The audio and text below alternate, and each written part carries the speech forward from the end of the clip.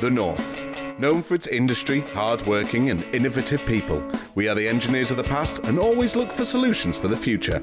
Our Creative North wants to celebrate that and show the world what we can do.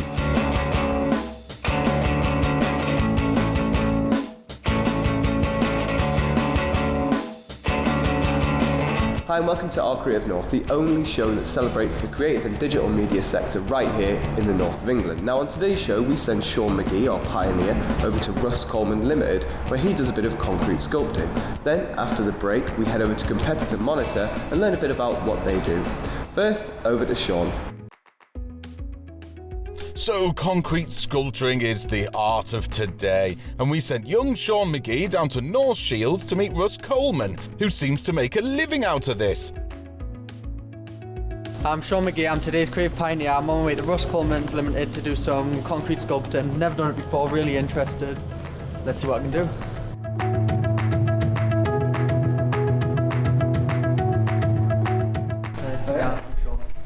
I'm Russ. My name's Russ Coleman, and I have a company called Russ Coleman Limited, and I'm a sculptor mainly. I do a lot of work in concrete, although I do work in stone, steel. So to make one of these, I've had to make a series of different moulds, and it's a lot of different kind of processes, small processes. So we started with a wooden pattern. From the wooden pattern we could make a vinyl mould off it, so that I can then do what I call a production mould. So then we can take a mould. We've got a plaster version of that, and I can do several of those and then make all these production moulds. So what we have is a latex mould that's basically a hole shape of these. So they're going to make a concrete CD case. What a strange thing to make out of concrete. We go through the end process. So this stopped it, this kind of process. Demold these and clean it all up, yes and no. So getting these pieces out, these tons, is the way out of it. So number one, stick these on. Because it's so hard to withdraw these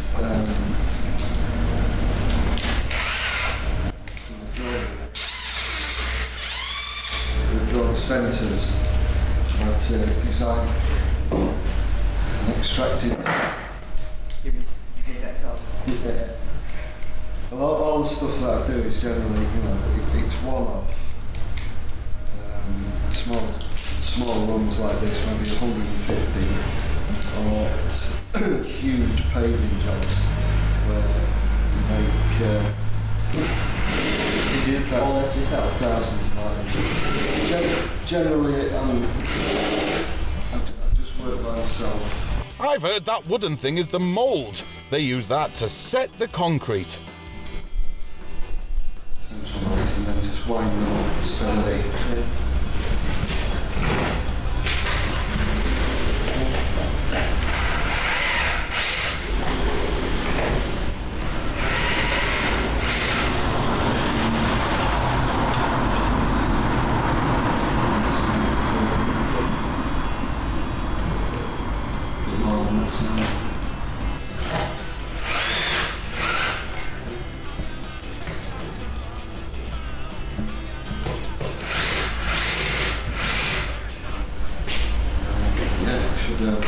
Pull it down now. Should be able to.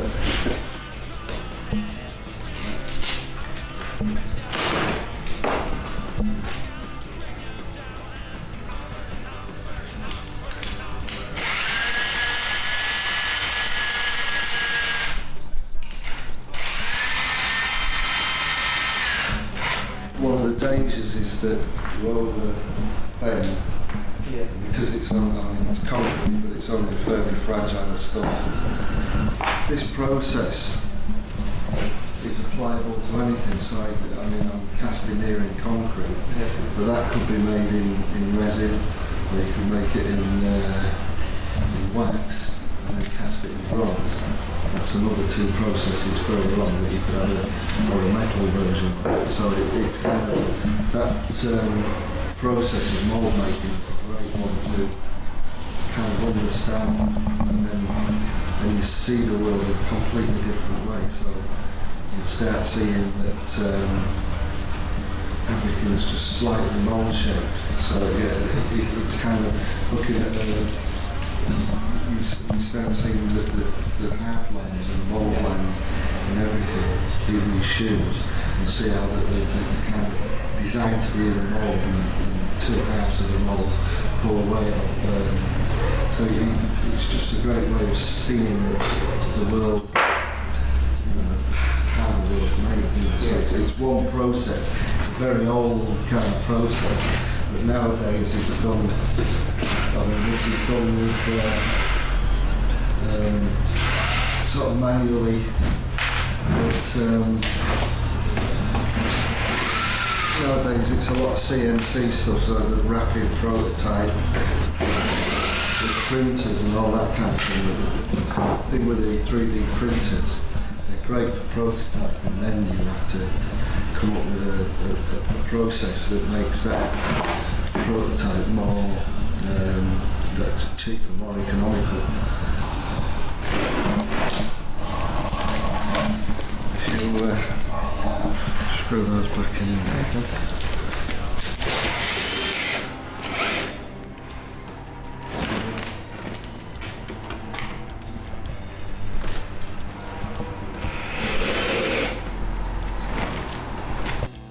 And they're just tying the mould with a big electric drill. Good work there, Sean.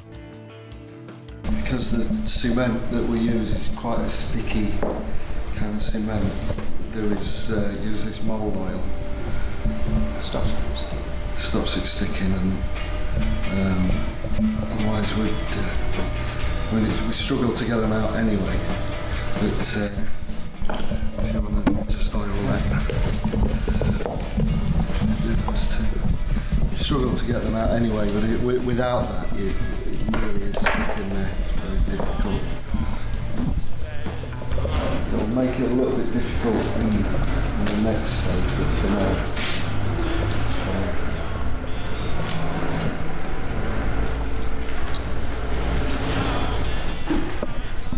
On something like this, you have 2 of those.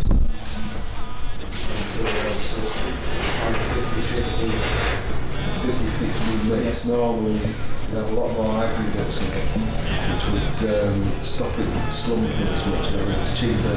These are a lot cheaper than that. So in concrete terms, people put lots more aggregate and as little cement in as they can.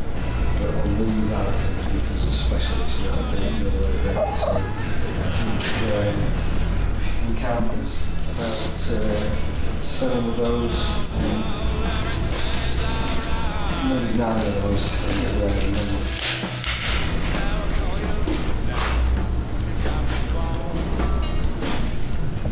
Cement is limestone.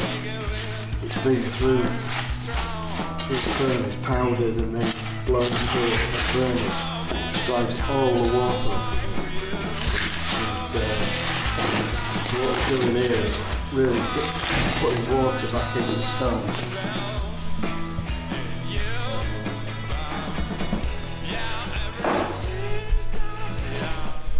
These like that, just pulls in.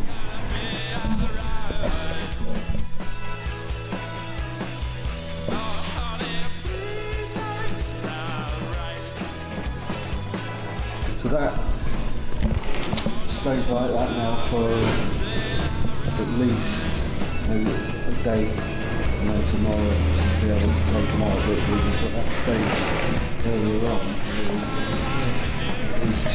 Now obviously that takes hours to set. Russ Coleman has made one new. I was just finished learning the process of making a concrete CD case. We've put some concrete in to set. He says it's going to take 3 hours to set. Wait and see what it looks like at the end. Hold it fairly flat. So if you hold it like that, it won't scoot away. It's holding it flat.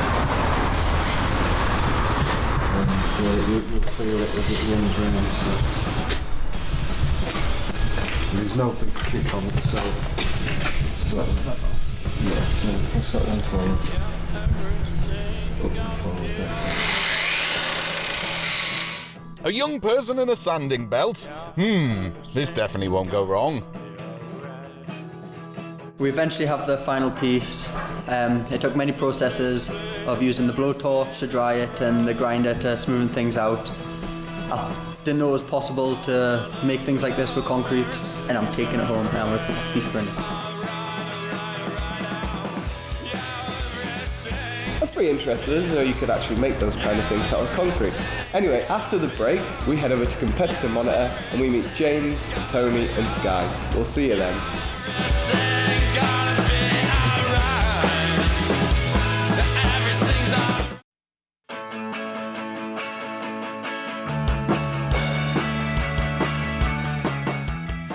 So our business of the week is competitive marketing, based in County Durham. My name is Trecekauskaite and I'm account manager in Competitor Monitor. I'm James Mishreki. I'm Client Services Director here at Competitor Monitor, and I'm also one of the co-founders of the business. My name is Toni Fleck and I am an account manager here at Competitor Monitor. So my main role is ensuring that our clients' needs are met. So I deal with our clients on a daily basis, just to make sure that they're happy kind of from the setup of their account through to their day-to-day use as well. I also deal with kind of everything within our operations team. So I work with the other account managers, our quality assurance team, and also our team of developers, just to make sure that the kind of application is continually developing and it kind of meets what our clients are wanting as well. I manage current client accounts, which range about 30 client accounts at the moment, and we monitor prices on behalf of those companies. They can be different between retailers or manufacturers, so it's quite a wide-ranging audience we deal with. Yeah, so we're an interesting business actually, and probably not one you'd expect to be tucked away here in Tanfield. What we do is we provide online market intelligence to retailers and brands all around the world. So if you're a retailer that sells online, we're comparing your price to that of the competition. So we let you know where you're priced too high and you're missing out on sales, where you're priced too low and you're not maximising your margins. And then for manufacturers, we help them keep an eye on what all of their retail partners are doing. So these big brands have got big retail networks, and it's hard for them to police them, especially with the growth of the internet. So our software intelligently tracks all the prices on a daily basis and gives them a view as to who's discounting and what people are doing in the marketplace.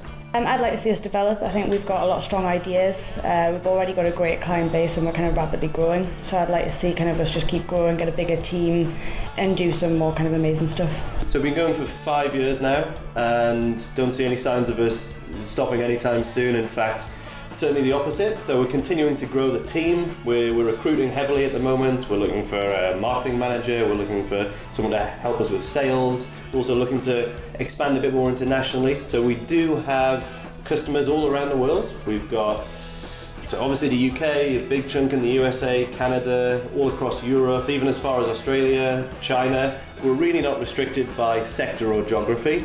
I've started off just a couple of weeks ago. I've used to work in finance industry, insurance in particular, so I decided to change the field and I found myself here. It's been brilliant so far. The team's been really friendly, really supportive to the newcomers, providing all the extra help I might need and answering all the stupid questions that I've been asking them so far.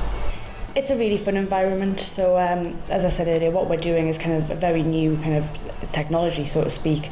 So there's always a kind of new things coming about, there's always challenges, but it's fun to kind of solve them and give the client what they want. We also have a really great team. It's a great environment to work in and we have such a laugh. We certainly still want to be in this space. Online market intelligence is our bread and butter, and the exciting thing about our company is it's very dynamic. We're in a very fluid industry. There's new stuff happening all the time. We're continually heavily investing in R&D because we want to stay ahead of the curve.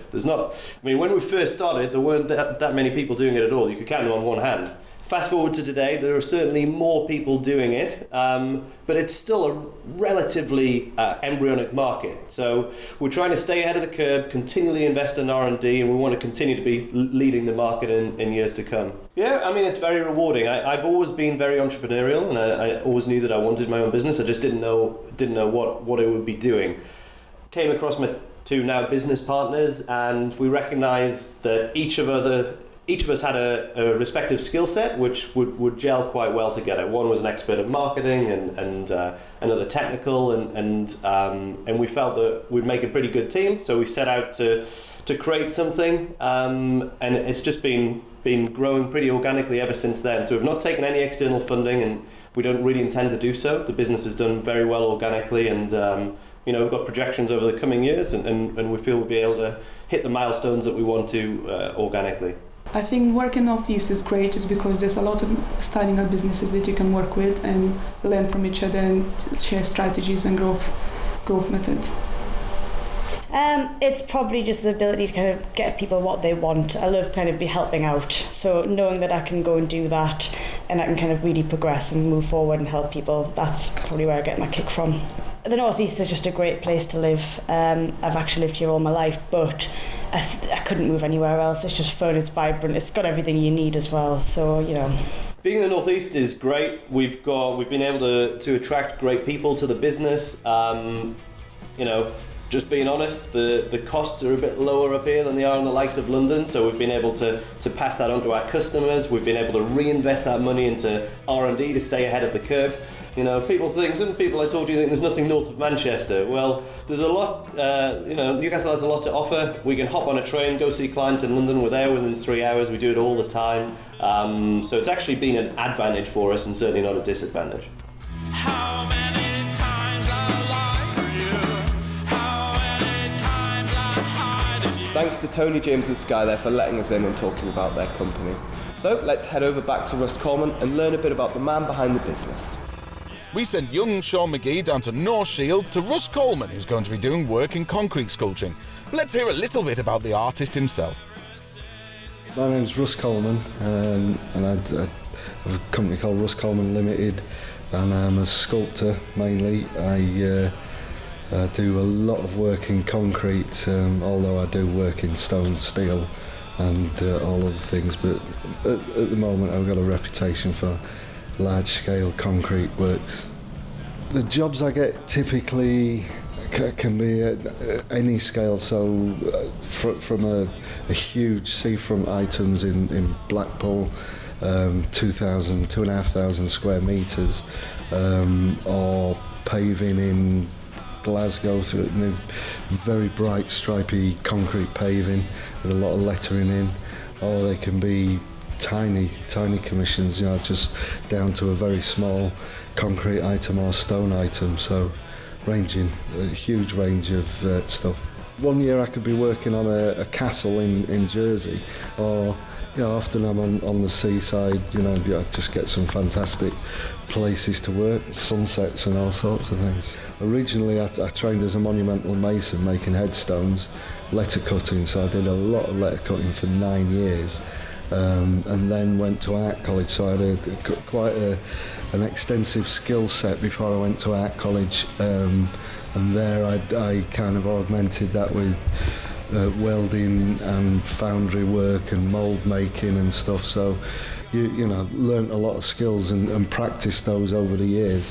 I started my own company basically as a sole trader 20 odd years ago when I left art college. I won a commission in Hull to do a giant carving, a 7-ton stone carving of a head of Neptune, and just started keeping records from there, and registered with a taxman, and that was about it. They registered me as artistic and others, so I guess that's an artistic license. That's as near as I'm ever going to get one.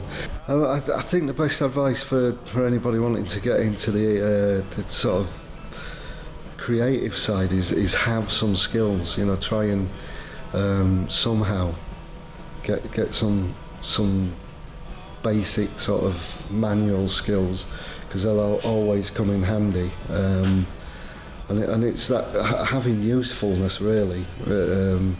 If you can take something to a job, then that has value, rather than just being another person on the job. Especially times as they are, very tight. You've got to keep overheads down, so it's that if somebody can come to me and say, well, I'm able to do this, that and the other, and I can sweep up at the same time, it's all those things that have value, you know, and otherwise I wouldn't kind of advise on the arts route. I think that's too expensive nowadays to go to art school, and you come out with a degree that I don't know how practical it is. And I just love Newcastle. I've always come to Newcastle since I was a kid, so it just feels easier, you know. It feels easier on my soul, and you know, I don't particularly like it down the southeast. It's too much travelling, too much, you know, too expensive. Whereas here, it's great. What a fantastic day we've had here at Creative North. Now to Andy to finish us off. So there we have it, another episode of Our Creative North. Thanks to Russ and Sean for coming on to the show and having a bit of fun with it.